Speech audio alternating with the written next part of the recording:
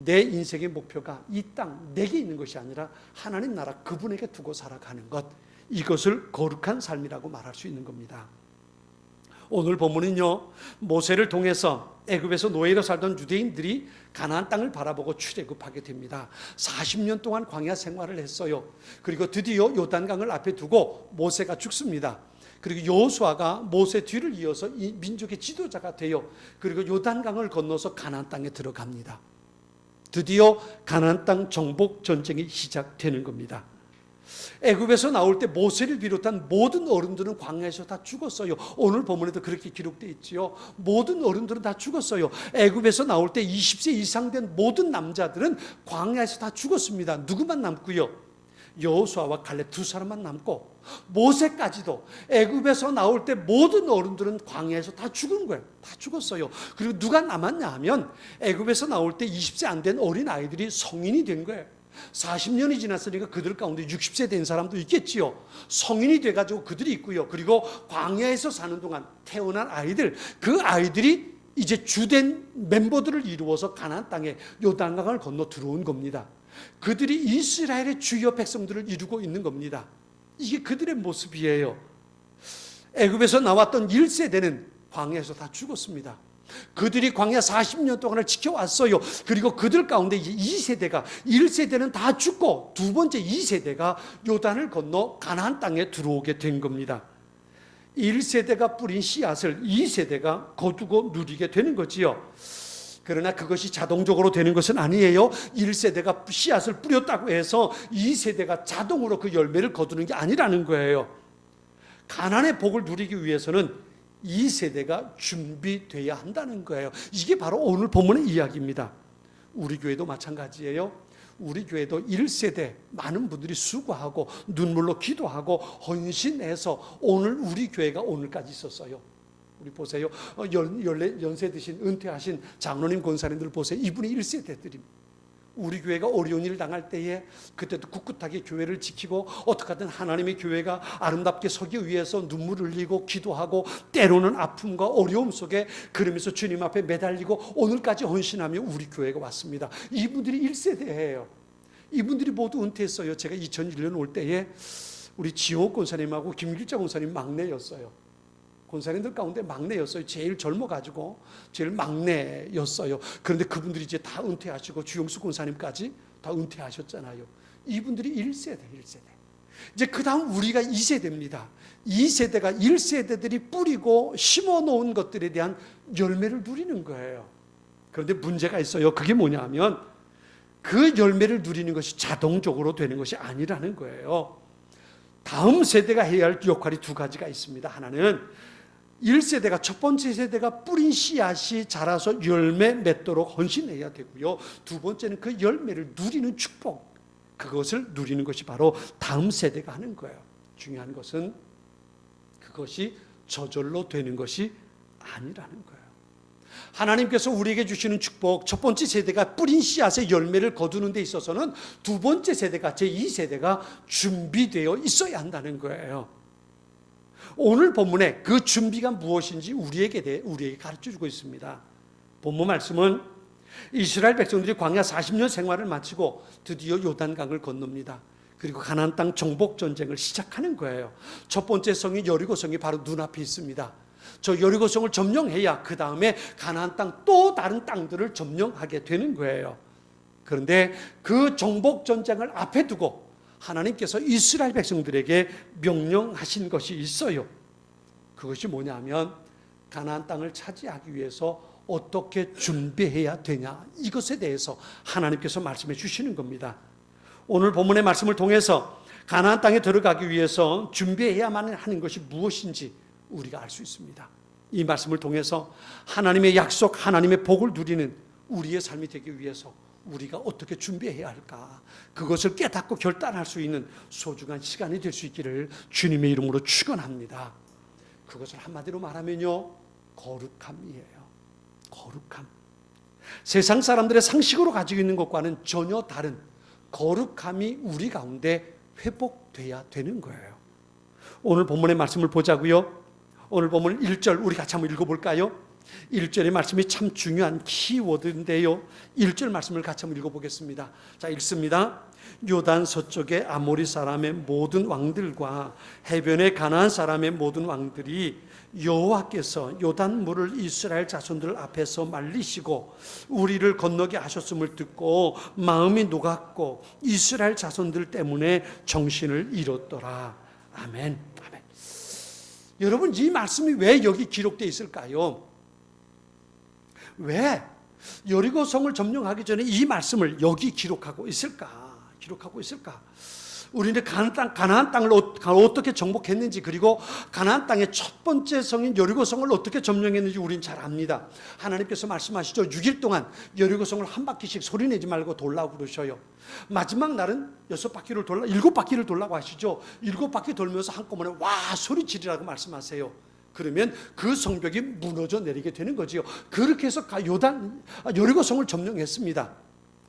제가요 어릴 때 저희 시골에 있는 집이 뒤에 산이 있어요. 뒤에 산이 있는 산 밑에 저희 집이 있었는데 종종 이제 겨울에 땔감이, 그때는 뭐 다 아궁이 됐으니까요. 뭐 연탄도 없고 아궁이 될 때니까 그 산에 올라가서 땔감을 해올 때가 있어요. 어떤 것들이냐면 고목들, 그냥 다 말라 죽은 나무들을 도끼를 가져가서 그걸 찍어 가지고 와서 토막을 내서 장작을 만들어 가지고 그걸 떼곤 했거든요. 한 번은 저희 형님하고 같이 이제 뒷산에 올라가서 땔감을 하러 갔잖아요. 갔는데 가서 이것저것 하다 형님이 도끼를 가지고 이것저것 찍고 그러는데요. 저는 뭐 나뭇가지 주스러 다니다가 형이 부르는 거, 야 대준아 와라. 갔어요. 갔더니 형이 도끼를 주면서 너 이거 한번 쳐봐라 그러는 거예요.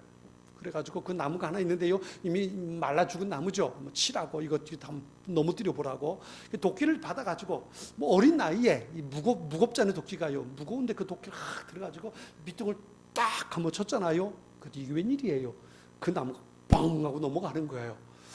저는 제가 힘이 그렇게 센 줄 그때 몰랐잖아요. 한 번 치니까 나무가 넘어지는 거예요. 그래서 와, 형 이것 봐, 내가 얼마나 힘이 센 줄 알아? 딱 그랬잖아요. 그런데요, 나중에 알게 된 게 뭐였냐면 형이 3-4번 쳐가지고 나무를 다 잘라놓고 한 번 치면 넘어가도록 해놓은 거예요. 그리고 저더러 불러서 저더러 치라고. 한 대 쳤더니 나무가 탁 넘어가잖아요. 전 그것도 모르고 내가 쳐서 넘어간 줄 알고, 제가 뭐 슈퍼맨쯤 된 줄 알고 내가 한 번 쳤더니 이거 넘어갔단 말이죠. 그 다음에 얼마나 자랑을 했든지 말이에요. 나중에 안 거지요. 형이 3-4번 쳐가지고 다 잘라놓고 한 대 딱 치면 넘어가게 만들어 놓은 거였어요. 여러분 보세요. 오늘 본문의 이야기를 가만히 생각해 보라고요. 1절의 말씀을 보면 여리고성이 무너질 건 이미 하나님께서 준비해 놓으신 거예요. 이렇게 말씀하고, 이 말씀을 쉬운 성경은 이렇게 번역해 놨습니다. 이처럼 여호와께서는 이스라엘 사람들이 강을 건널 때까지 요단강을 마르게 하셨습니다. 그때 요단강 서쪽에 사는 아모리 사람들의 모든 왕들과 또 지중해 가까이 사는 가나안 왕들과 그 이야기를 듣게 되었습니다. 그들은 그 이야기를 들은 후 몹시 두려워했고 이스라엘 사람들과 마주치는 것을 너무나 무서워하게 되었습니다. 그랬어요. 공동번역 성경은 이렇게 번역합니다. 그들은 이스라엘 백성의 소문을 듣고 모두 넋을 잃었다 그랬어요. 왜 그랬어요? 하나님께서 광야 생활을 어떻게 인도하셨는지 그 소문을 들었어요. 이스라엘 앞에 맞짱 뜰 수 있는 민족은 아무도 없다는 것을 그들은 알았다고요. 거기다가 요단강 물을 하나님께서 다 말려버리셨고, 여러분 그때가 언제예요? 모맥을 거두는 시기라 그랬거든요. 그 북쪽에 있는, 위쪽에 있는, 상류 쪽에 있는 산들이 눈이 녹아가지고 물이 요단강에 범람할 때입니다. 그땐 요단강을 못 건너는 거예요. 그런데 하나님께서 그 요단강 물을 말려버리셨어요. 마른 땅이 나타나서 그 길로 건너게 만들어 버리셨단 말이에요. 그리고 이스라엘 백성들이 그 강을 다 건너와 버린 거예요. 여리고성 사람들이 그 얘기를 들은 겁니다. 하나님께서 그 철철 넘치는 요단강 물을 다 말려버리셨다는 거예요. 40년 여기까지 오는 동안 광야 생활을 하나님께서 어떻게 이스라엘을 인도하셨는지, 이스라엘 앞에 모든 민족들이 추풍낙엽으로 떨어져 나갔다는 것을 그들이 들었단 말이에요. 간담이 녹았다 그랬어요. 두려워서 넋이 나갔다 그랬어요. 그러니까 이스라엘 백성들의 얼굴만 봐도 두려워 떠는 겁니다. 이게 가나안 사람들의 모습이에요. 이미 하나님께서 도끼로 몇 번 쳐가지고 한테 건드리게 하면 쓰러지게 만들어 놨단 말이에요. 이게 가나안 땅이에요. 이게 가나안 땅입니다.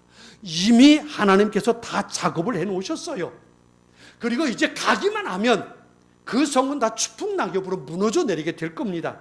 이게 그들의 모습이었단 말이에요. 이쯤 되면 이미 전쟁은 끝난 거 아닌가요? 그죠? 가나안 땅 정복 전쟁은 이미 끝나버린 겁니다. 여러분, 우리의 영적 전쟁의 모습도 똑같다는 것을 잊지 말아야 돼요. 예수님께서 이미 원수의 모든 진을 무너뜨리셨어요. 우리가 나아가는 곳에 언제나 승리할 수 있도록 하나님께서 만들어 놓으셨다고요. 하나님 그러시잖아요. 수고하고 무거운 짐진 자들아 다 내게로 내가 너희를 쉬게 하겠다. 내가 주님과 동행하기만 하면 어떤 일들도 우리 앞에 있지 못하단 말이에요. 우리가 해야 할 일은 한 가지예요. 하나님께서 다 이루어 놓으신 승리를 쟁취하는 겁니다. 하나님께서 나를 위해 준비해 놓으신 위대한 것들을 내가 그것을 누리는 겁니다. 이것만이 우리에게 남겨놓으셨단 말이에요. 우리가 할 일은 바로 그거예요. 하나님께서 만들어 놓으신 승리를 쟁취하는 것. 수세에 처한 것은 우리가 아니라 사탄이란 말이에요. 그런데 어떤 교회는 주여 주여 외치고 기도하고 나아가면 그 앞에 하나님의 기적이 나타나고 하나님의 역사가 나타나는데, 어떤 교회는 아무리 고함 질러도 안 된단 말이에요. 왜 그러냔 말이에요. 왜 그럴까요? 차이가 한 가지예요. 그게 뭐냐면 길갈의 사건이 있느냐 없느냐의 차이예요. 길갈의 사건을 통해서 준비되어 있는 교회, 길갈의 사건을 통해서 준비된 성도와 길갈의 사건이 없이 준비 안 된 교회와 성도들, 여기에 차이가 있단 말이에요.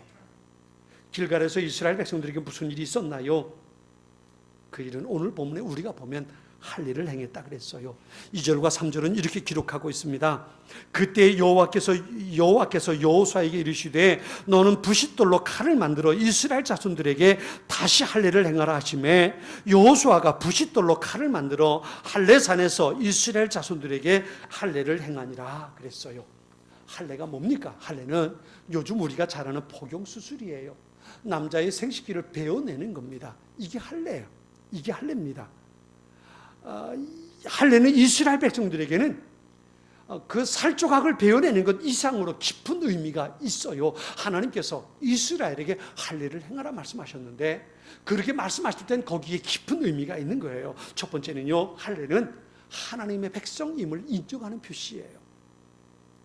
그래서 할례를 행한다는 것은 하나님과 내가 약속, 언약을 맺었다는 것을 상징하는 겁니다. 아브라함과 그 후손들에게 할례라는 건 나는 하나님의 백성입니다 라는 약속의 표시예요. 이것을 내 몸에 그 흔적을 갖는 겁니다. 그냥 반지 끼면서 반지가 당신과 나와 결혼한 흔적입니다, 반지를 빼버리면 그만이잖아요. 그런데 그게 아니고 할례라는 건 내 몸의 흔적을 가지는 거예요. 내 몸에 흔적이 있기 때문에 내가 하나님과 약속을 맺었다는 것을 말하는 거란 말이에요. 그래서 할례를 행함으로 하나님의 백성임을 고백하고 확신하고, 그리고 하나님과의 관계를 회복시키고자 하시는 것, 그것이 하나님의 의도였단 말이에요. 가나안 땅은요, 하나님의 백성이 차지하는 곳이에요. 하나님의 백성이 아니면 가나안 땅은 의미가 없어요. 하나님께서 약속해 주신 사람들만 가나안 땅에 들어갈 수 있어요. 그런데 지금 이스라엘 백성들은 할례를 행하지 못했어요. 왜냐하면 애굽에서 나온 사람들은 다 할례를 행했어요. 근데 그들은 광야에서 다 죽었잖아요. 나머지 사람들은 아직 할례를 행하지 않았단 말이에요. 그래서 그들은 할례 받지 못한 백성이 되는 거예요. 그런데 가나안 땅을 차지하고 하나님께서 주신 그 땅에, 젖과 꿀 흐르는 땅에 축복을 누리려면 하나님의 백성이 돼야 한단 말이에요. 이것을 위해서 하나님께서 할례를 행하라고 말씀하신 거예요. 여러분 잊지 마세요. 하나님께서 우리에게 주시는 그 복을 누리기 위해서 우리에게 무엇보다 중요한 것은 하나님과 나와의 관계를 정립하는 거예요. 하나님은 어떤 분인지, 나는 그분에게 누군지, 하나님이 나의 아버지가 되고 그분이 나의 하나님이라는 것, 우리는 하나님의 백성이고 그의 자녀라는 것, 어떤 상황에서도 내가 하나님의 백성님을 잊지 말아야 하는 것, 이것이 바로 우리가 가져야 할 소중한 모습이에요. 이것을 잊어버리면 하나님께서 나를 위해 어떤 것을 준비했을지라도 그것을 내가 누리지 못하는 거예요. 이게 할례 첫 번째 모습이에요. 두 번째는요, 할례는 하나님의 백성으로 부적합한 것들을 잘라버리는 거예요. 6절에 보면 이렇게 말합니다. 이스라엘 자손들이 여호와의 음성을 청종하지 아니하므로 여호와께서 그들에게 대하여 맹세하사 그들의 조상들에게 맹세하여 우리에게 주리라고 하신 땅, 곧 젖과 꿀이 흐르는 땅을 그들이 보지 못하게 하리라 하시니, 애굽에서 나온 족속 곧 군사들이 다 멸절하기까지 40년 동안을 광야에서 헤맸다 그랬어요. 할례 없는 자, 할례 없는 자. 오늘 7절은 그렇게 말했어요. 그들이 할례를 받지 못한 자가 되었다. 할례 받지 못한 자가 어떤 의미가 있을까요? 신명기 10장 16절에는 이렇게 말합니다. 너희는 마음에 할례를 행하고 목을 곧게 하지 말라 그랬어요. 사도 바울이 로마서 2장 29절에는 이렇게 말합니다. 할례는 마음에 할지니 신령에 있고 의문에 있지 아니하니라 그랬어요.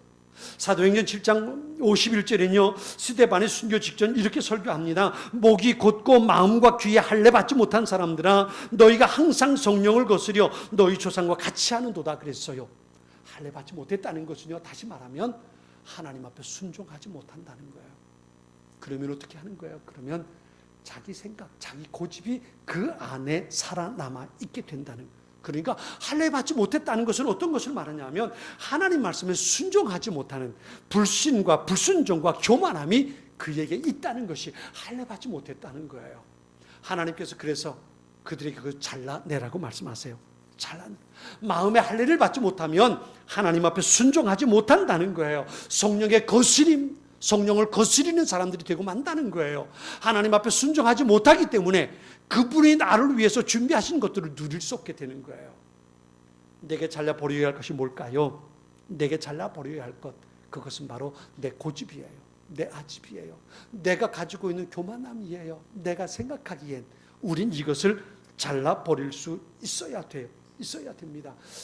할례를 행함으로 남자의 양피를 잘라내 살점을 도려내는 것뿐만 아니라 하나님 없이 내가 살아왔던 내 모든 것을 잘라낸다는 의미가 그 속에 있단 말이에요. 내 안에 있는 가장 고질적인 완고함을 잘라낼 수 있어야 돼요. 원래 이스라엘 백성들은 다 할례를 받게 돼 있어요. 그런데 이들은 할례를 받지 않았단 말이에요. 그래서 그들이 그것을 잘라내야 하나님의 백성이 될 수 있었던 거예요. 우리가 생각하기엔 그들 앞에 있는 가장 큰 문제는 여리고 성일 수 있어요. 저 성을 점령해야 가나안 땅을 쳐들어갈 수 있으니까요. 그런데 하나님께서는 그게 문제가 아니라는 거예요. 먼저 그들이 잘라내야 할 것을 잘라내야 한다고 말씀하셨던 거예요. 사랑하는 성도 여러분, 우리 교회의 앞날이 혹은 우리의 삶이 젖과 꿀이 흐르는 가나안 땅이 되기를 바란다면 우리는 먼저 이것들을 잘라버릴 수 있어야 돼요. 에베소서 4장 25절로 32절에 우리가 가지고 있어야 할 것과 잘라내야 할 것들에 대해서 이렇게 말합니다. 오직 너희의 심령이 새롭게 됨을 입어 하나님을 따라 의와 진리의 거룩함으로 지으심을 받은 새 사람을 입으라. 그런즉 거짓을 버리고 각각 그 이웃과 더불어 참된 것을 말하라. 이는 우리가 서로 지체됨이라. 분을 내어도 죄를 짓지 말며 해를 지도록 분을 품지 말고 마귀에게 틈을 주지 말라.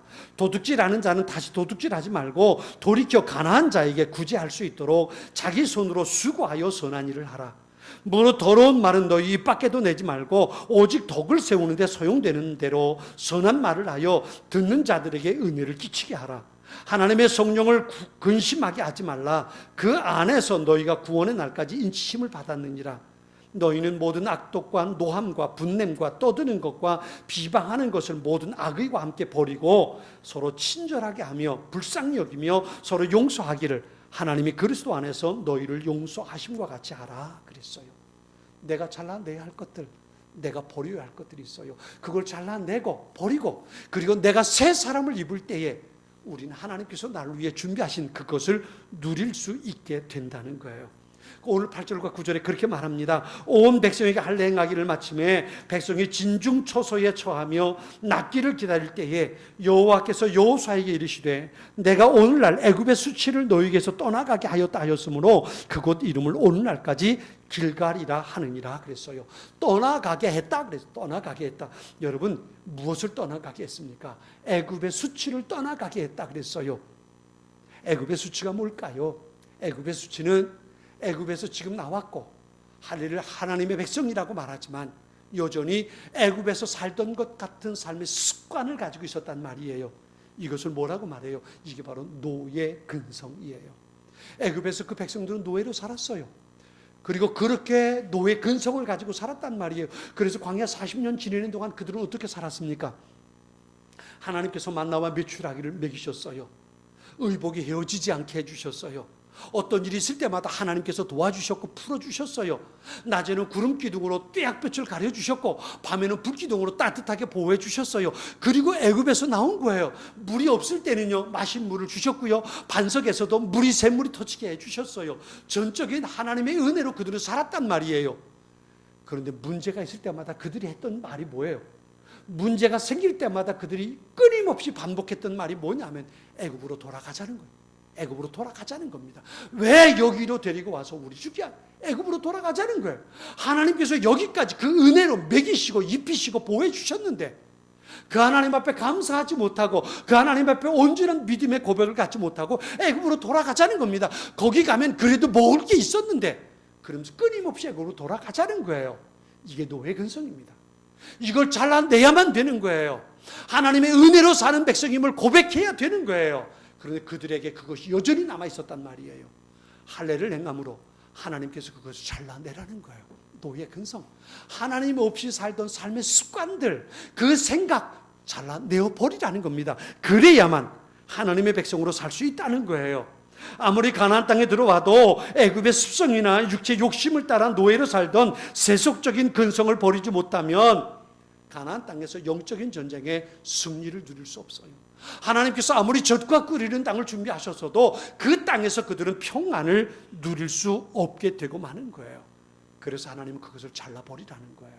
잘라버리라는 겁니다. 그런데 지금 그 할례를 어디서 행하라는 겁니까? 길갈입니다. 길갈. 지도에 보면요, 길갈은 바로 여리고 바로 앞입니다. 여리고에서 뻔히 바라볼 수 있는 곳에 길갈이 있습니다. 거기서 할례를 행하라는 거예요.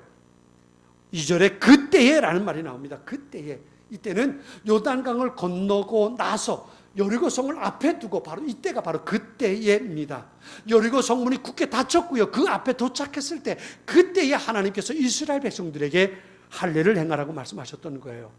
근데 여러분, 이게 얼마나 위험한 건지 아세요? 창세기 34장에 보면요, 야곱이 외삼촌의 집인 하란에서 돌아와서 가나안 땅에 도착합니다.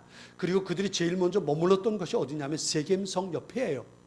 그런데 세겜성 추장의 아들이 야곱의 딸 디나를 추행해 버리고 맙니다. 성폭행 당한 거예요. 그리고 와서 말하죠.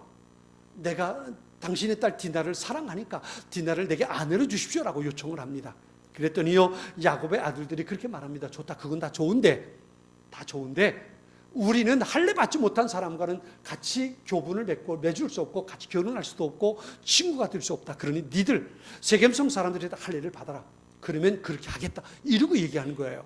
그랬더니 이 세겜성 추장의 아들이 집에 돌아가서 자기 아버지 추장에게 얘기하고 온 세겜성의 모든 남자들이 할례를 받습니다. 할례를 받으면 요즘처럼 뭐 이렇게 마취를 하고 할례 받는 이런 게 아니고요. 오늘 본문에 나오는 것처럼 이 돌멩이를 깎아가지고 그걸로 표피를 잘라내는 거란 말이에요. 그러면 2, 3일쯤 되면 그 고통이 극에 달해요. 그래가지고 모든 전투력을 상실해 버리는 겁니다. 움직이지 못하는 상황이 되는 거예요. 근데 그때에 할례를 행하고 2, 3일쯤 지나서 그들이 아무것도 못하고 움직이지 못할 때에 야곱의 두 아들이 세겜성에 들어가서 그 남자들을 다 죽여버리고 말았잖아요. 그 수많은 세겜성의 모든 남자들을 죽여버리고 말았다고요. 이게 가능했던 것이 할례를 받고 나면 전투력을 상실해 버리기 때문에 그래요. 싸울 수가 없어요. 그런데 지금 이들이 할례를 받는 거예요. 어디서요? 여리고성 앞에서. 여리고 사람들이 뻔히 바라보고 있는데 거기서 할례를 행하는 거예요. 만일에 여리고성 사람들이 그것을 보고 저놈들이 지금 할례를 받는, 야, 이때다 쳐들어가, 이래 버리면 끝나는 겁니다. 끝나는 거예요. 이런 상황에서 하나님께서 할례를 행하라 말씀하셨고, 놀랍게도 이스라엘은 할례를 행하는 겁니다. 무슨 의미가 있을까요? 그것은요, 지금 여리고성 앞에서 길갈에서 할례를 행하는 것은 나는 하나님만 믿습니다, 이런 고백이에요. 여러분, 나는 하나님을 믿습니다라는 말과 나는 하나님만 믿습니다라는 말이 어떻게 다를까요? 한번 저를 따라해 볼까요? 나는 하나님을 믿습니다. 나는 하나님을 믿습니다. 이 말과요, 나는 하나님만 믿습니다. 한번 해볼까요? 나는 하나님만 믿습니다. 어떤 차이가 있을까요? 나는 하나님을 믿습니다라는 말과 나는 하나님만 믿습니다라는 말, 어떤 차이가 있을까요? 지금 여기 여리고성 앞에서 길갈에서 할례를 행하는 이들은요, 나는 하나님만 믿습니다라는 고백이에요. 만일 잘못되면 여리고성 사람들이 문을 열고 쳐들어오면 끝나는 겁니다.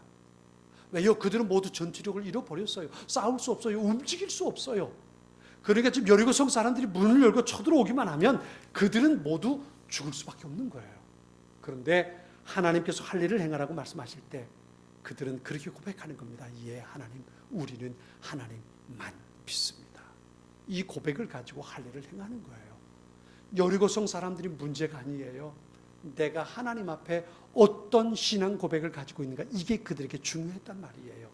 내가 아무리 싸움을 잘해서 무기를 좋은 것을 가지고 있다는 이게 문제가 아니라는 거예요.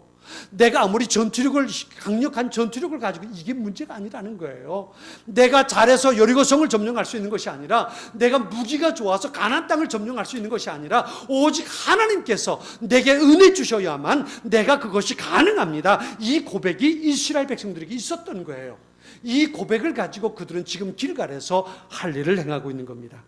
사랑하는 성도 여러분, 여러분 앞에 무슨 문제가 있나요? 여러분에게 있는 어려움의 내용이 무엇인가요? 잊지 마세요. 그것이 문제가 아니고 가장 중요한 문제는 하나님을 바라보지 못하는 믿음의 문제라는 거예요. 나는 하나님을 믿습니다, 이게 아니고요, 나는 하나님만 믿습니다. 이 고백이 우리에게 필요한 거예요. 믿음만을 가지고 하나님을 바라보는 것, 하나님만을 내가 믿습니다, 이 고백을 가지고 살아가는 것, 이것이 바로 거룩함을 회복하는 거란 말이에요. 거기에 하나님의 축복이 있고 문제의 해답이 있단 말이에요. 분명 하나님의 계획 속에 우리는 하나님의 자녀로 부름받았습니다. 우리 교회는 그렇게 하나님의 계획 속에 여기까지 걸어올 수 있었습니다. 우리는 길갈의 사건을 기억할 수 있어야 합니다. 영적인 싸움의 승리를 누리고 하나님께서 주시고자 하셨던 가나안 땅의 그 영광을 누리기 위해서 우리에게 있어야 할 것은 한 가지입니다. 그것은 바로 거룩함입니다. 요단강을 건너는 것이 전부가 아닙니다. 길갈이 우리에게 있어야 수치가 우리에게서 떠나갑니다. 하나님의 자녀라고 하면서도 세상에 끌려 떠내려가는 무능력한 존재가 아니라 세상을 변화시키고 하나님의 나라를 건설하는 능력 있는 성도가 되려면 우리는 하나님만 믿습니다라는 거룩함을 회복할 수 있어야 합니다.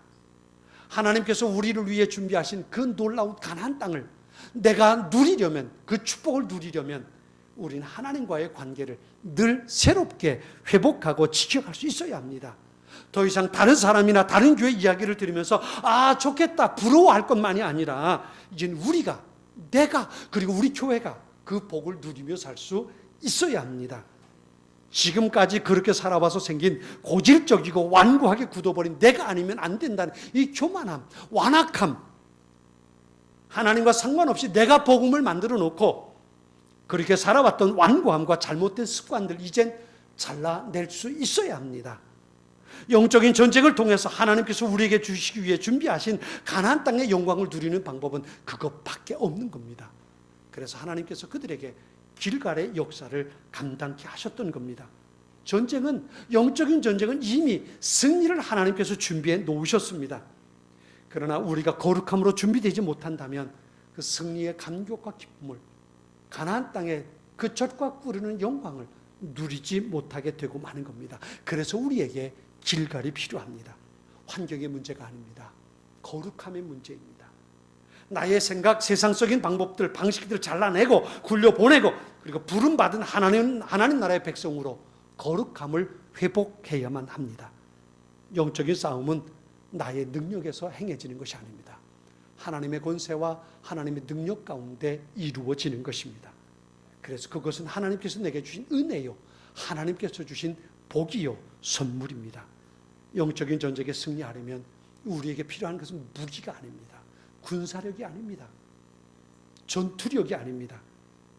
그것은 거룩함입니다. 그래서 우리에게 필요한 것이 길갈입니다.